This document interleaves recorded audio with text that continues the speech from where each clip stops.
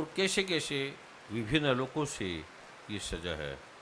भगवान इंद्रदेव अपनी कृपा करने आए हैं और आपके रोगों का, कष्टों का समाधान कर देंगे। आप इन्हें बराबर प्रार्थना की है कि हमारे कष्टों का अंत हो। और आपने देखा भारत की राजधानी में जहाँ परम आदरणीय प्रधानमंत्री नरेंद्र मोदी जी योग दिवस का जो प्रारूप कर रहे थे, तो वहाँ एक तरफ वो प्रारूप था और एक तरफ बरसात के अंदर हजारों लाखों भाई बहन रोगों से, कष्टों से, बरसात से मुक्त हो गए। जिसे एलर्जी थी, खांसी थी, जुकाम था। फिर जब लोगों के अनुभव सुने लोगों के, तो वो लोग जो कहते थे हमें डॉक्टरों ने कहा है कि ये एलर्जी है बरसात की, ये ठीक ही नहीं होगी, बरसात की एक बूंद भी पड़ेगी तो आपका शरीर लाल हो जाएगा, और ऐसा होता था।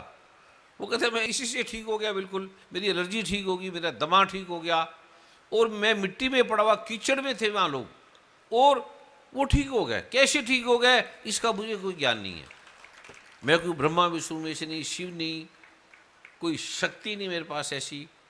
ये भगवान शिव ने शिव सूत्र में माँ पार्वती को ये विधि बता रहे हैं और एक पाठ मंत्र बता रहे हैं कि हे माँ पार्वती, तू बरसात के अंदर इसका ये ध्यान कर, सिर्फ बरसात को चलने दे और उसको महसूस कर।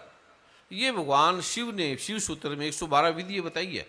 जो माँ पार्वती है वो सभी 10 महाविद्याओं की ज्ञाता हैं, अधिष्ठाता हैं, इस संसार की स्वामिनी है।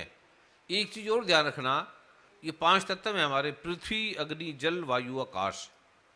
किसी ने डर के भय से पृथ्वी को परमात्मा मान लिया, क्योंकि हम जो भक्ति करते हैं वो भय से करते हैं या मोह से करते हैं।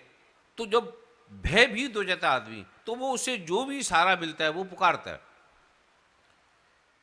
ये जो मिट्टी है ये पृथ्वी का प्रारूप है, हमारा शरीर मिट्टी का प्रारूप है।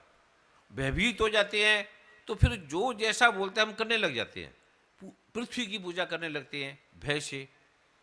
फिर कोई जल की, जैसे नदियां हैं, समुंदर हैं, हमें बाढ़ ना आ जाए, क्योंकि बाढ़ ने हजारों को बहा दिया, लाखों करोड़ों को बहा दिया। अभी आपने उत्तरांचल में देखा जहाँ भगवान शिव का स्थान था, वह कितनी लाश